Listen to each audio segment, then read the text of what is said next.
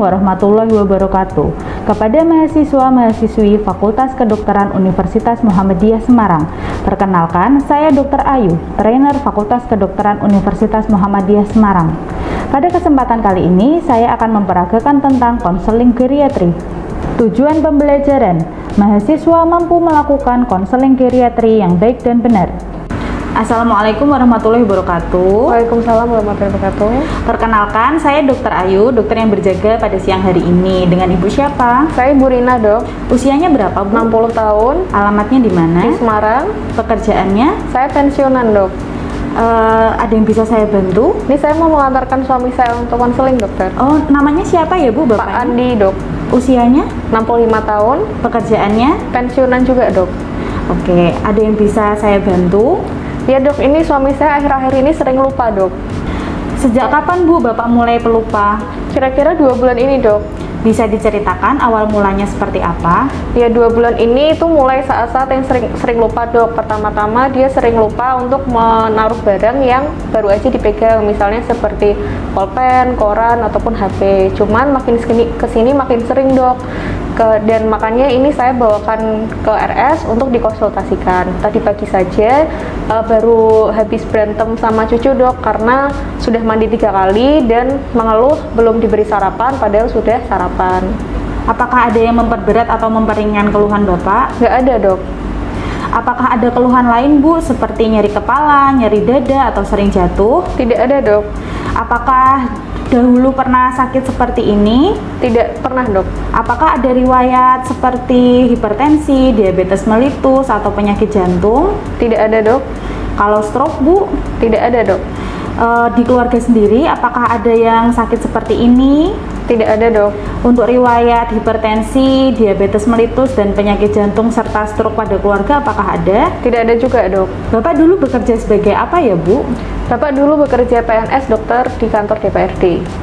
Apakah Bapak dulu merokok, minum minuman alkohol, pernah mengkonsumsi obat-obatan terlarang, dan makan makanan yang berlemak dan bergaram tinggi? Enggak pernah, Dok. Bapak makannya biasa, cuman emang lebih sering jajan di luar daripada di rumah. Baik, Bu, saya akan menanyakan tentang kebiasaan Bapak akhir-akhir ini. Apakah bersedia? Baik, Dok. Dokter melakukan tanya jawab menggunakan indeks Katz dan Bartel.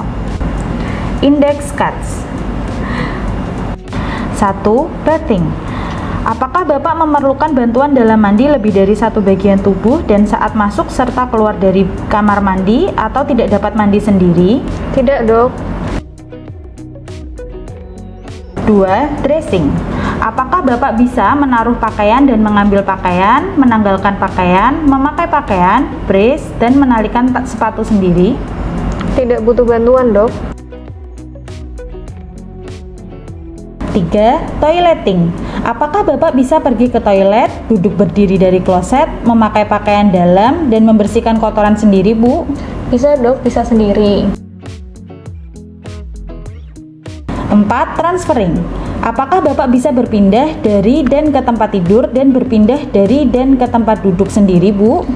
Bisa sendiri, Dok. 5. Continence. Apakah Bapak bisa buang air kecil dan buang air besar sendiri, Bu?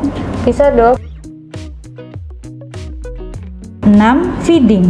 Apakah Bapak memerlukan bantuan untuk mengambil makanan dari piring atau yang lainnya dan memasukkannya ke dalam mulut?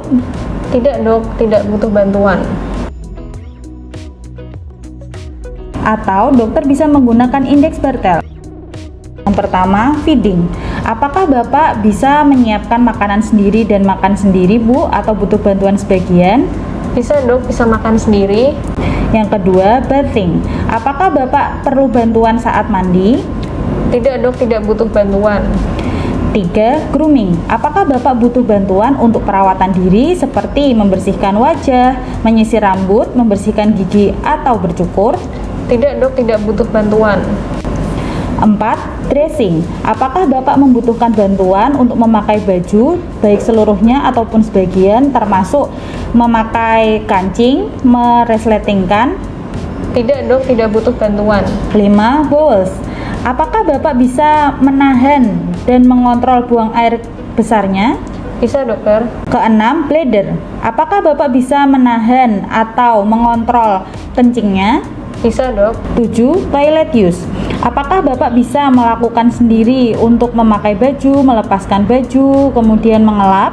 Bisa dok. Kedelapan, transverse, bed to chair and back. Apakah Bapak bisa berpindah sendiri ke kursi dan kembali ke tempat tidur sendiri? Bisa dok. Untuk index cuts, pasien masih dapat melakukan semua kriteria: bathing, dressing, toileting, transferring, continence, dan feeding. Untuk indeks Bartel, pasien masih dapat melakukan semua kriteria: feeding, bathing, grooming, dressing, bowels, bladder, toilet use, dan transfers. Baik Pak, saya akan mencuci tangan dan melakukan pemeriksaan fisik head to toe. Apakah Bapak bersedia? Bersedia, Dok. Baik Bu, dari pertanyaan-pertanyaan yang sudah saya ajukan dan hasil pemeriksaan fisik, Bapak dalam status gizi yang baik. Apakah ada yang ingin ditanyakan? Ada dok. Bagaimana kondisi suami saya sekarang ya dok? Jadi Bu, Bapak mengalami penurunan daya ingat, maka perlu dikonsultasikan ke bagian geriatri. Saya ingin memberikan konseling mengenai geriatri. Apakah Ibu berkenan? Baik dok. Baik Bu, saya akan menjelaskan tentang lansia nggih. Karakteristik lansia atau ciri-ciri dari lansia diantaranya adalah terjadi penurunan produktivitas atau terjadinya penurunan fungsi fisik, sosial, dan psikologis. Sebagaimana dijelaskan oleh Harlock, terdapat beberapa ciri orang usia lanjut, yaitu usia lanjut merupakan periode kemunduran. Kemunduran pada lansia sebagian datang dari faktor fisik dan faktor psikologis. Kemunduran dapat berdampak pada psikologis lansia. Motivasi memiliki peran yang penting dalam kemunduran pada lansia. Kemunduran pada lansia semakin cepat apabila memiliki motivasi yang rendah. Sebaliknya, jika memiliki motivasi yang kuat, maka kemunduran itu akan lama terjadi. Kemudian, orang lanjut usia memiliki status kelompok minoritas. Lansia memiliki status kelompok minoritas karena sebagai akibat dari sikap sosial yang tidak menyenangkan terhadap orang lanjut usia dan diperkuat oleh pendapat-pendapat yang klise dan jelek terhadap lansia. Pendapat-pendapat klise itu seperti lansia lebih senang mempertahankan pendapatnya daripada mendengarkan pendapat orang lain. Kemudian, menua membutuhkan perubahan peran. Perubahan peran tersebut dilakukan karena lansia mulai mengalami kemunduran dalam segala hal. Perubahan peran pada lansia sebaiknya dilakukan atas dasar keinginan sendiri, bukan atas dasar tekanan dari lingkungan. Selanjutnya, penyesuaian yang buruk pada lansia. Perlakuan yang buruk terhadap orang lanjut usia membuat lansia cenderung mengembangkan konsep diri yang buruk. Lansia lebih memperhatikan bentuk perilaku yang buruk. Karena perlakuan yang buruk itu membuat penyesuaian diri lansia menjadi buruk. Di samping itu, menurut Santrop, karakteristik dari lansia adalah sebagai berikut, yaitu perubahan fisik, biologi, psikis, sosial, dan perubahan kehidupan keluarga. Baik dok, berarti memang alamiahnya begitu ya dok. Berarti apa yang harus kami lakukan untuk membantu ya dok? Baik Bu, saya akan jelaskan sedikit. Yang pertama, persuasif. Jika Bapak memiliki masalah dengan kenyamanan tidur atau insomnia, maka untuk itu Bapak seharusnya tidak mencoba berbaring di tempat tidur, memejamkan mata, mengosongkan pikiran, dan sebagainya. Karena hal ini justru membuat bertambah tidak bisa tidur. Langkah yang paling tepat adalah diarahkan untuk berusaha terjaga selama mungkin. Setelah itu, barulah Bapak bisa merasakan adanya kekuatan yang mendorong untuk melangkah ke tempat tidur. Yang kedua, de-reflection. Pada lansia dengan cara memanfaatkan kemampuan transendensi diri, self-transcendence yang dimiliki setiap manusia dewasa.